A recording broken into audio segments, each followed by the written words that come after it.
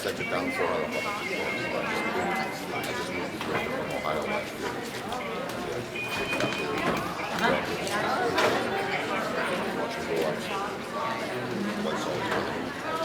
Weather was warmer. We were eventually going to do it.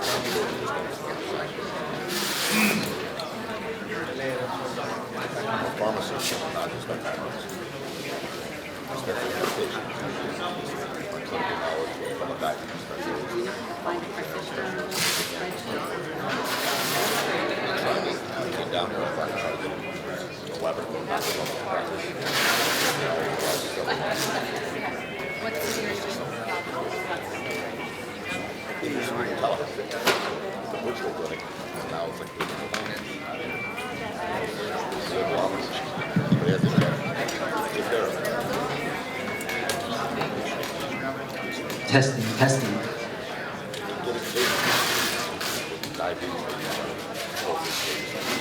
Well, good morning, everyone. Thanks for sticking around for the final session. I'm Dr. Christopher Liu, founder and CEO of Financial Freedom for Physicians, and I'm going to talk to you all about leveraging social media to pandemic-proof your business today.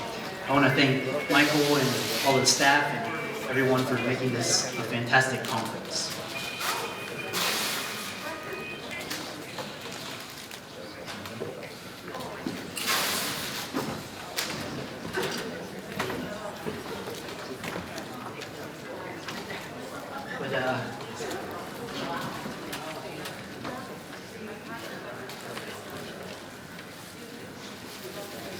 All right, so today's talk is all going to be about marketing and brand strategy and why we need to be on social media today.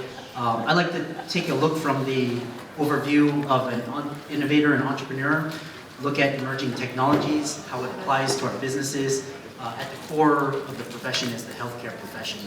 So we'll talk about a couple of trends that I share with my clients, getting started as an influencer, kind of the nuts and bolts, and really looking at social media as a business, as a media company, some of the most common questions, pitfalls that I see with advising clients. So a little bit about me. I've met a lot of you throughout this conference, but I've been an entrepreneur ever since the very beginning, and it's always been about the ability to control my time and dictate the final circumstances of my life. So I started the conventional route. I went to Baylor for medical school. I checked off all the boxes. I was a MD-PhD. I went to all the schools, etc. But I was always finance driven, so I always was saving and got into stocks early, became financially free at the age of 29 years old. So this was my final year of medical school.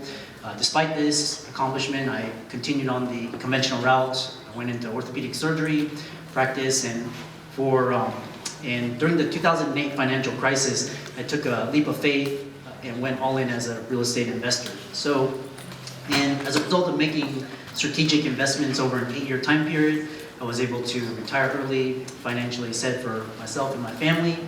And so it's 2016, I'm in my mid-30s.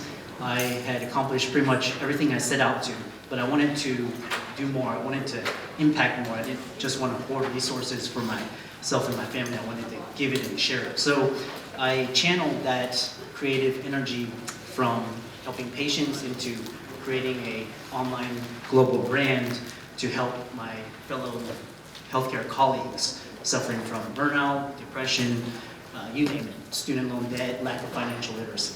And so I started Financial Freedom for Physicians, whose mission is to really empower all of us to take control of our financial lives so that we have more control over the outcomes of all of our lives.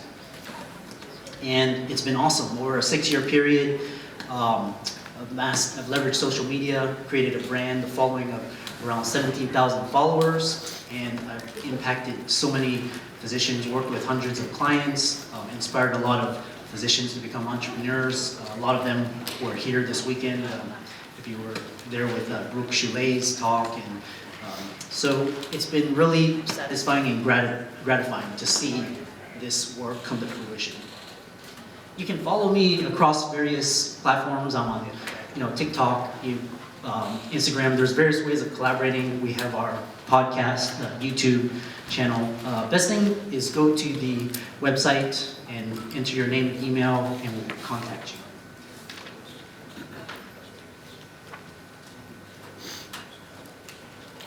One thing you'll see about creating a brand is that it's extremely scalable. It's a platform from which you can do a lot of different things. You can impact people, you can make a difference. I've written 4 books about the 4 different types of income streams that I use to achieve financial freedom.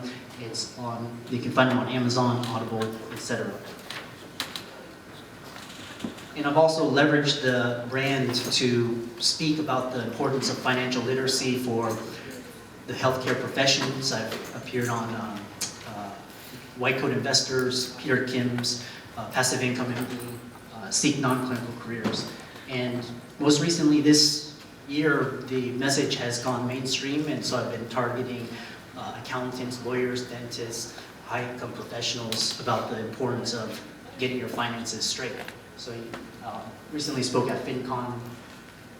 One of my passions is really to look at where we are currently, what are the trends that are happening in the next 5, 10, 15 years, and how to position ourselves accordingly so that we can stay abreast and we can stay afloat. So, 2020 was a monumentous year. We saw a significant change, and so I'm dedicated to helping others prepare themselves. I write regularly about the intersection of culture, finance, technology, how it affects physicians, healthcare professionals, as well as the industry in general.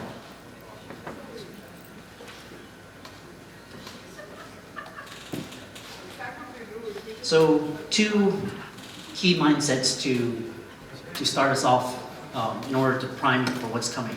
First is this idea of your brand as an economic moat. And Buffett describes this concept brilliantly. A moat can be a barrier, it can be something like a product, a service, something that keeps you advantage competitively ahead of your competition. And in the past, companies could enjoy 40 to 50 years of market capitalization dominance, but that's all changed since 2000 with the internet and social media, companies like Google, where the average lifespan of a company has been significantly shaved, dramatically reduced. And so we want to avoid the fate of companies such as Blockbuster. So looking at some of the most innovative companies, the FANG companies, they use a combination of, could be technologies such as artificial intelligence, could be more efficient processes, for example, the robots in the Tesla and Amazon factories, better leadership. And for us, the way to create a moat is to create a culture and a brand. Because if you can get those 2 right, those are not easily replicable, and they allow us to change from commodities into assets, and thus we can stay afloat and we can be irreplaceable.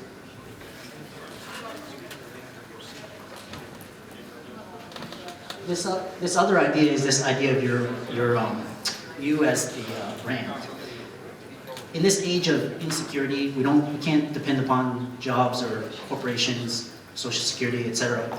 So we collectively have to control our own financial futures and destiny. So Peter Montoya, he writes this beautifully in this book, describing where each of us are able to, the first time in history, create unique brands. We have our own media outlets, our own channels, we can create our own audiences, and this will combat a lot of the insecurities. What this does is, if you create a really strong culture and a brand, you can leverage that in so many different ways. So you can not only, can we be healers and physicians and help patients, but we can also impact the system. We can change the healthcare system for the better. So we can be thought influencers, leaders, and so on.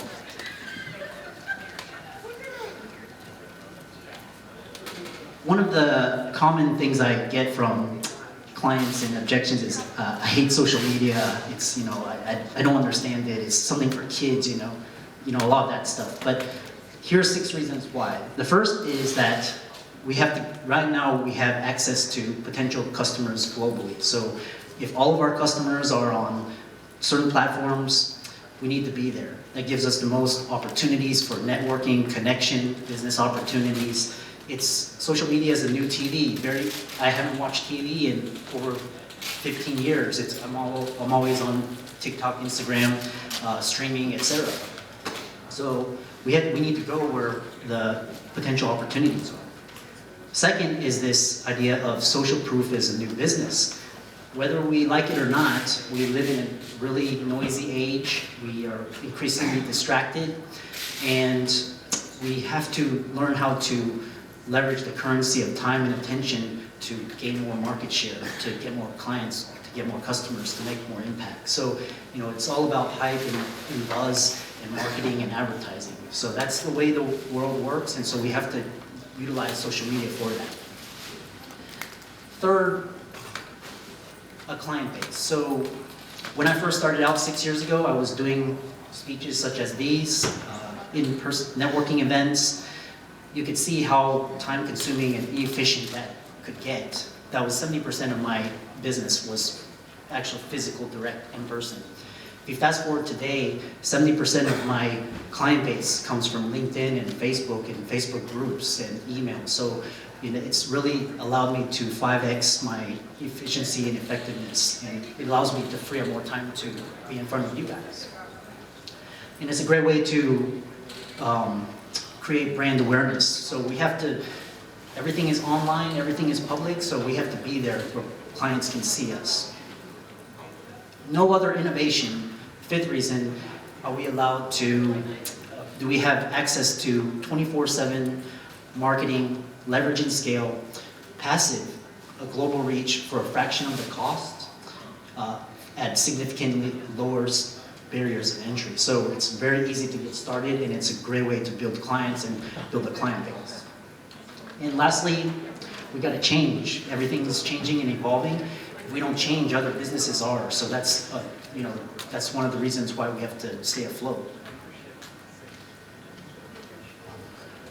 So I want you guys to get the most bang out of your buck. You want to be strategic with your time, your attention, your efforts. You want to produce the biggest bang.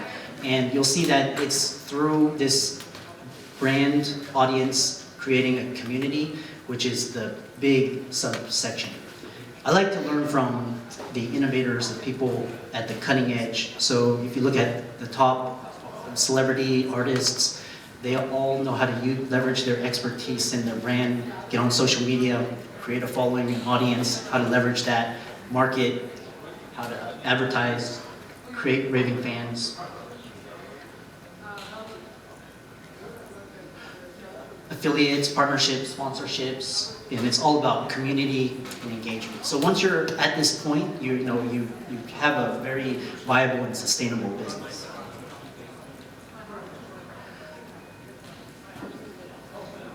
There's a variety of platforms out there. We're all aware of them. For the purposes of this talk, a lot of, for healthcare professionals, the top platform to be on is LinkedIn. LinkedIn does not get the attention that Facebook or Instagram does, but LinkedIn is one of the most powerful tools for networking, professionals, for business, for sales. It is the platform to be on if you're a business. The second platform is TikTok, and you'll see that these popularities of the platforms rise and fall with the shifting culture and the trends. But right now TikTok is one of the platforms to be on as well. There's Twitter, there's Instagram, you name it. There's a flavor for everything. You can leverage your talents and your time and your strategies based accordingly. I advise people to, if you haven't gotten started, to start with 2 platforms, and from those 2 platforms, be active on those. And that way, if one gets shut down or one gets compromised, you still have the other one. We're going to talk about risk management a little bit later. And you can pretty much, the sky's the limit in terms of creative content. You can write articles, photos. A lot of the platforms now support streaming video, audio. Video and audio are in the vogue now with short form content. Podcasting is huge right now.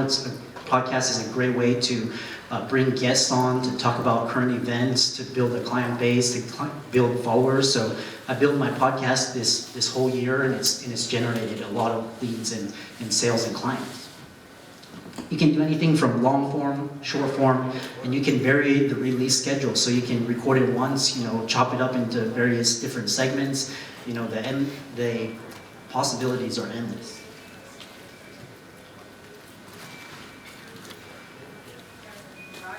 Main thing, you got to get started, stick to a schedule, stay consistent. We can post anything about, current events, trends, what's the latest news, hype, etc. The more frequently you post and the more creative you can get with these types of content, and the more funny, entertaining engagement, the best, something that resonates with you as a creator and your audience will do that much better in the algorithms. And you'll be surprised, you post something that doesn't get a lot of views, but then you just post something random and all of a sudden it just blows up. So there's always you don't know what's going to hit, so just stay consistent, stay regular with what you're posting.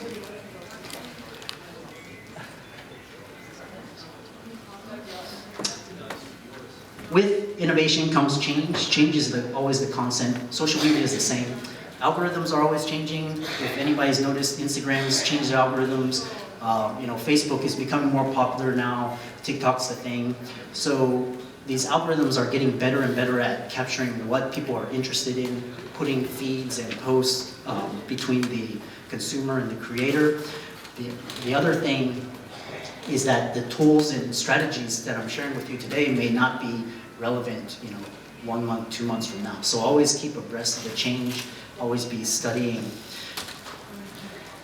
I like to look where the future is. So one thing is, if you're marketing to a younger audience, for example, Gen Z, which are going to be the major consumers in the next 10 years, you got to do video, audio, short form content. So keep these in mind when you're designing content strategy, marketing strategies, or just designing content to build your audience. The second trend that I share with clients, which has gotten a lot of questions during this conference, is we are now going to transition from an era of Web 2 into Web 3. And right now we're in the very early stages of this shift, but it's going to give creators and artists and entrepreneurs a lot more control, ownership, and authority over their audience and their fans and what they see.